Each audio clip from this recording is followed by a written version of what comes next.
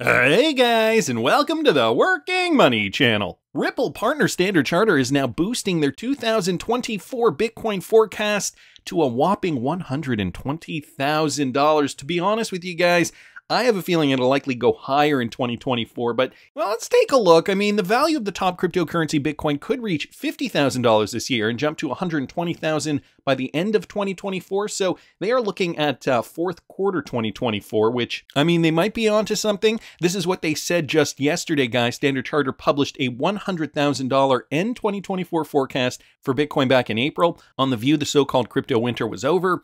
But one of the bank's top FX analysts, Jeff Kendrick, he said now there is a 20% upside to that call. Here's the quote here. Increased miner profitability per Bitcoin mine means that they can sell less while maintaining cash inflows, reducing net Bitcoin supply, and pushing BTC prices higher. So what he's talking about is the halvening there. Bitcoin's price has leapt 80% since the start of the year, but its current level is just over 30,200. I mean, guys, we're getting there. I mean, this takes time. In the last bull run, it took about 2 years for us to really reach those highs, and that was amidst a black swan event that we saw here when the beer flu essentially shut down the economy. But really, guys, the bull run, it started here, okay? Beginning of 2019, we saw Bitcoin go up to about $14,000 before retracing back down to about $6,500.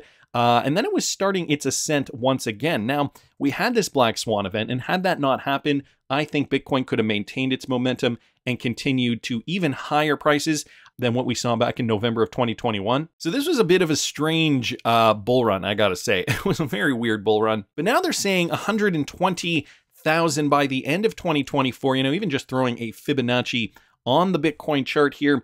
Let's just take a look at this. We haven't looked at this in a while. So Fibonacci on the Bitcoin chart, what can we glean from this? Well, we're already past the 0.236. You guys can see here, even back last year, we were forming support there before it broke through. We had this year of just kind of going underneath, chopping sideways, and then moved up above that. Since then, we have dipped back down, but guys, now we're up above it once again. So right now, the price of Bitcoin is hovering at around 30,000, almost 30,400 per coin, and they are saying $120,000.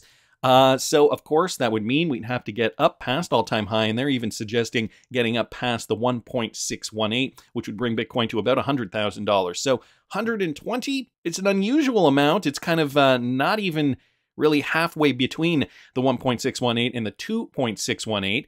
It is somewhere in and around here, maybe about just over a third of the way up past the 1.618. So, and that would be roughly, let's just take a look here real quickly. That would be roughly from all-time high, we would have to get up another 75%, give or take. So they're saying the end of 2024. And if we just go back to the bull run of 2017, 2018, getting up 75% above that all-time high. So that would have brought us to about here. That would have been January 2021, give or take. So from December 2017 to about, what do we say here? January 2021. That was roughly 1,116 days.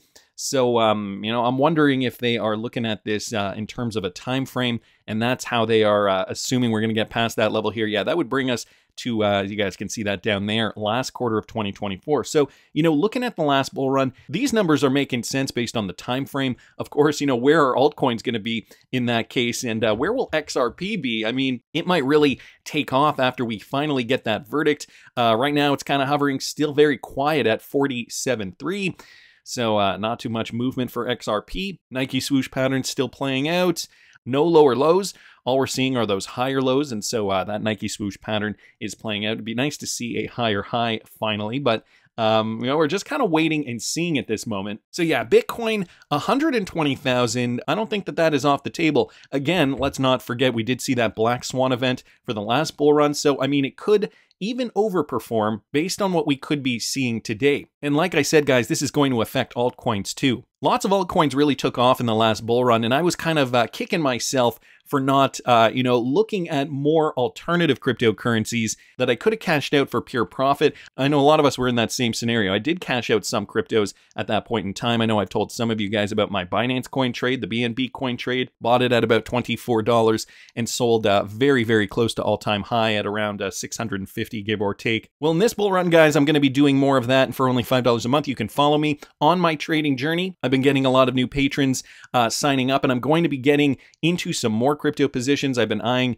this one particular coin that I'm getting really excited about, and I probably will put more of my capital in that particular coin than I have in some of the other picks that I've chosen, and I'm up to roughly 15 different cryptocurrencies. And the reason for the diversification strategy, guys, I mean, I got to bring you back to Solana. I don't know if you guys remember what happened to Solana in the last bull run. This coin was, amazing, because you could have gotten in right in and around here, mid-2020. This was, I'm sure, when a lot of you guys got into the crypto market, and I mean, it was going for 59 cents. The price, though, from 59 cents all the way to all-time high. And I mean, even if you just don't even consider cashing out at all-time high, let's say you cashed out somewhere in and around here. Okay, let's say you cashed out at let's just say $200 just to make it easy. And let's say you even just put in, I don't know, $1,000 into the market, $1,000 into Solana specifically, you would have 1,694 coins, or let's say 1,695.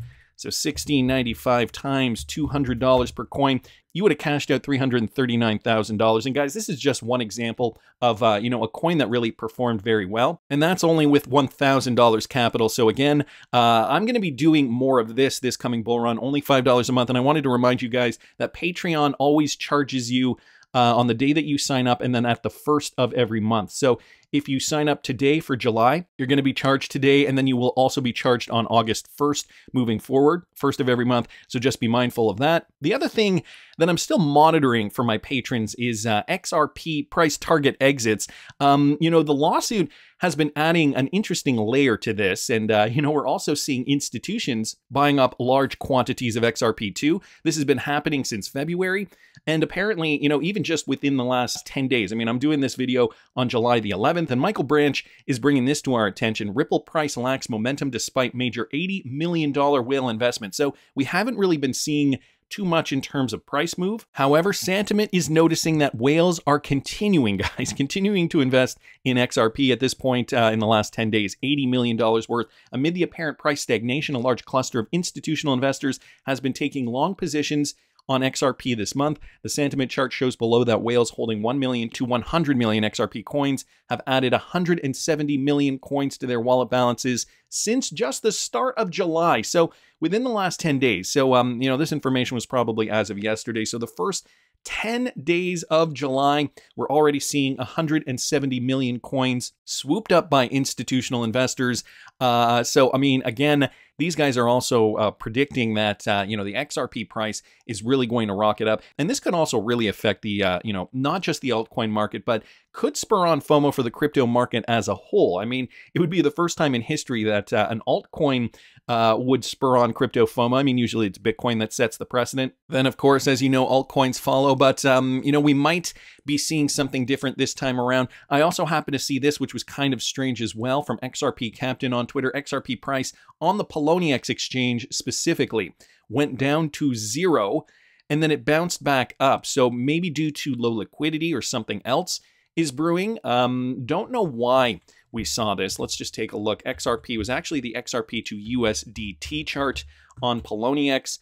And there you go. You guys can see it went right down here, and then it came right back up. If I just put my cursor over that candlestick, you guys can see the opens, the highs, the lows, and the close. That's what that OHLC stands for up there. And you can see the high was about 47.9, and the low was 0 cents. So, the XRP community coming out and saying, probably a glitch. But I mean, why? We know there's been issues with Tether. And so since this is the XRP USDT pairing, could that have something to do with it? Saad here saying, glitch, show me the chart on the exchange in question. The plot thickens. So, people here speculating, finally, targets met. I told you, if anything, they just liquidated all their sell orders, says who.h on Twitter. And Eggreg Crypto also noticed this too. A very unusual incident, however. Not unprecedented. Novindu here saying, come on, mate, it's a glitch. Egg Crypto responding, but it should be fixed. So, since then, the chart has rebounded. We are seeing XRP back up on the Poloniex exchange to 47.5 cents roughly. So, nothing really to worry about.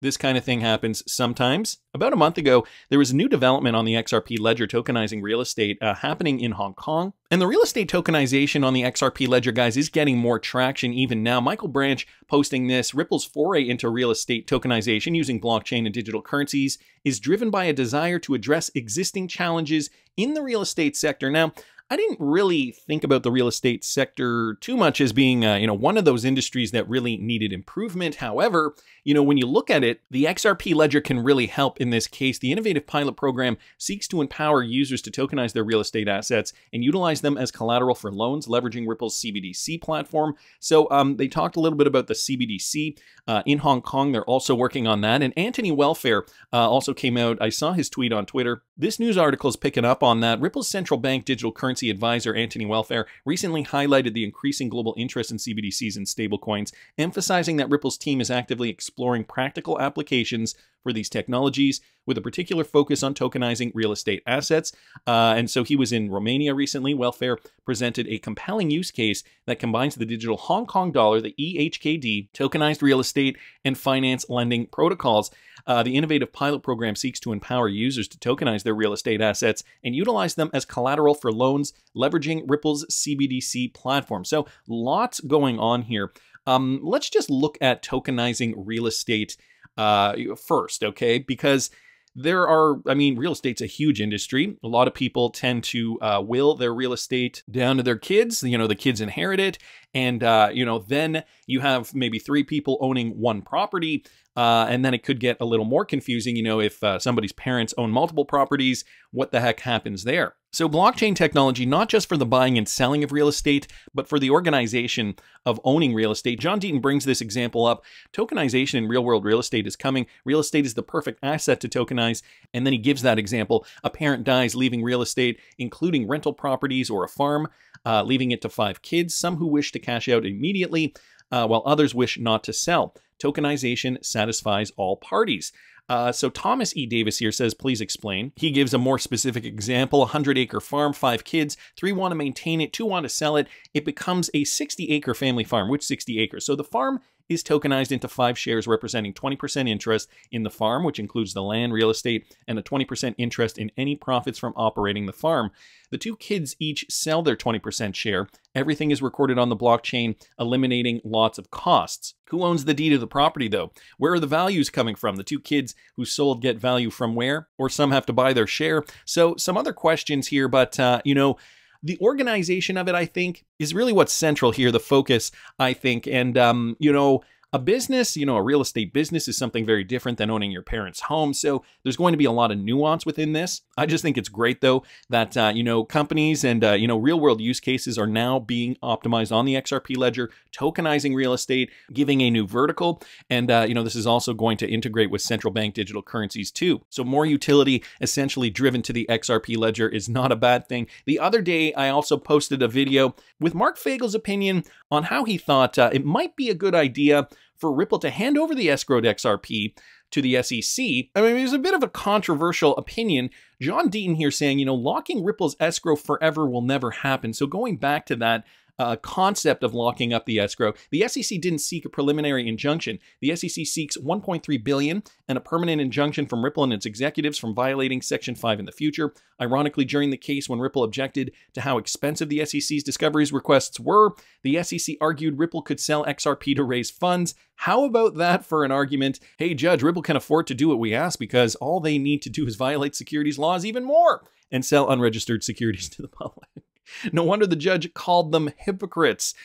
So that was way back when, months, maybe even years ago now, where the SEC suggested that if Ripple loses that summary judgment, there will be a penalty phase and the judge could fine Ripple, disgorge Ripple from any profits minus legitimate business costs, and enjoin them by ordering not to do it again. Then Ripple would appeal with the status quo, operate the same way it has in the last 3 years in effect.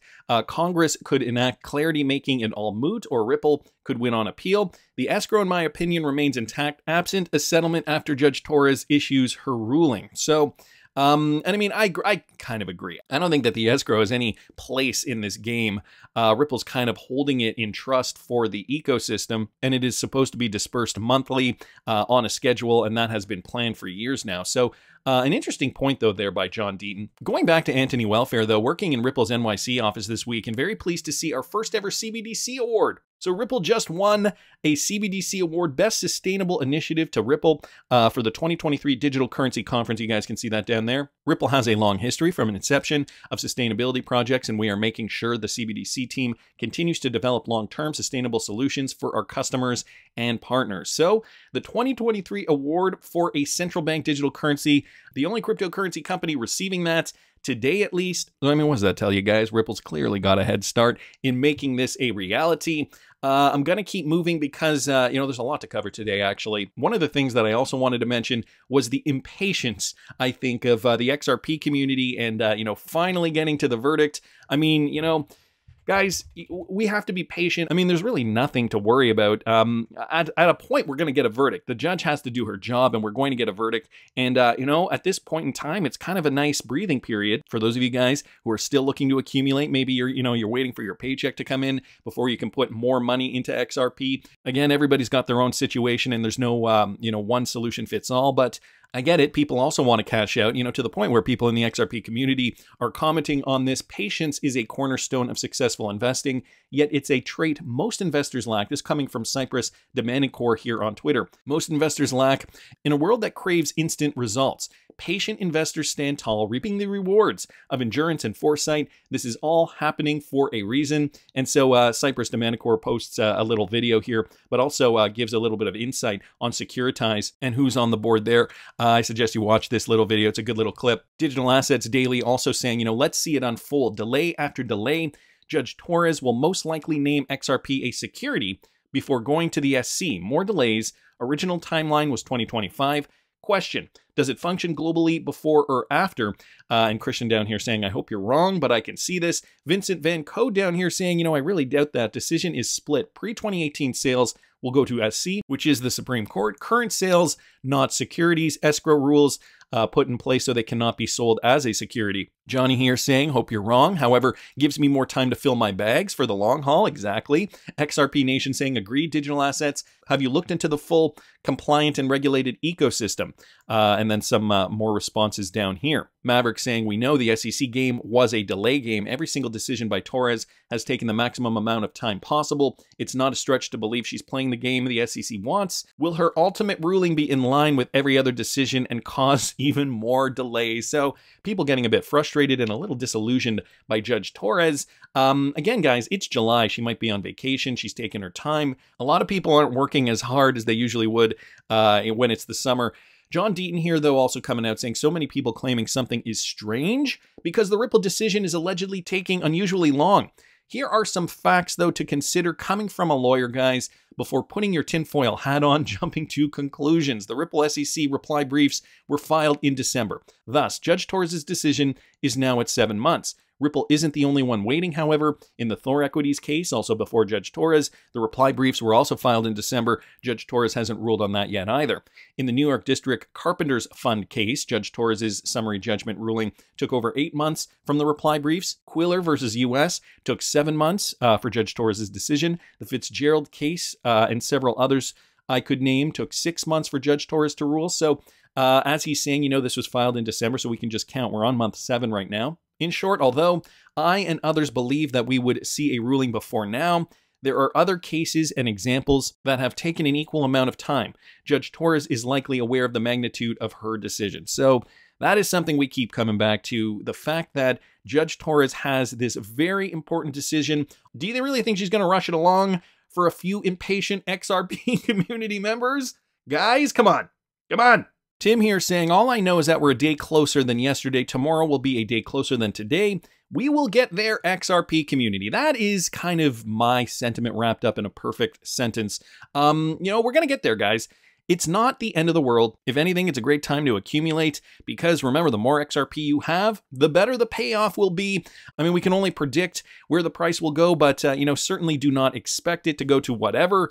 And so you got to look at it this way. Save your money and invest. Cost average down. If, your cost average right now is above 47 cents. None of this is financial advice, by the way. I'm just telling you what I would do. Currently, I do hold an amount of XRP that I'm happy with. So I'm not doing that personally, but I get it for some of you guys. Maybe you want more XRP before it gets to higher prices. And David Schwartz here, guys, also commenting on John Deaton's tweet thread here. He said, I know waiting is annoying and we'd all love to have a ruling on summary judgment motions as soon as possible, but I wouldn't think anything was wrong, unusual, or strange until at least the end of September. So David Schwartz here saying, he's giving it essentially 9 months. From December of 2022, when John Deaton said that was when the reply briefs were filed, January, February, March, April, May, June, July, August, September, the end of September, would make it 9 months, guys. I guess that would go a little over the average of how long it takes for Judge Torres to make decisions. MJH here, though, bringing up a good point. Remember when Brad said we're weeks away, not months?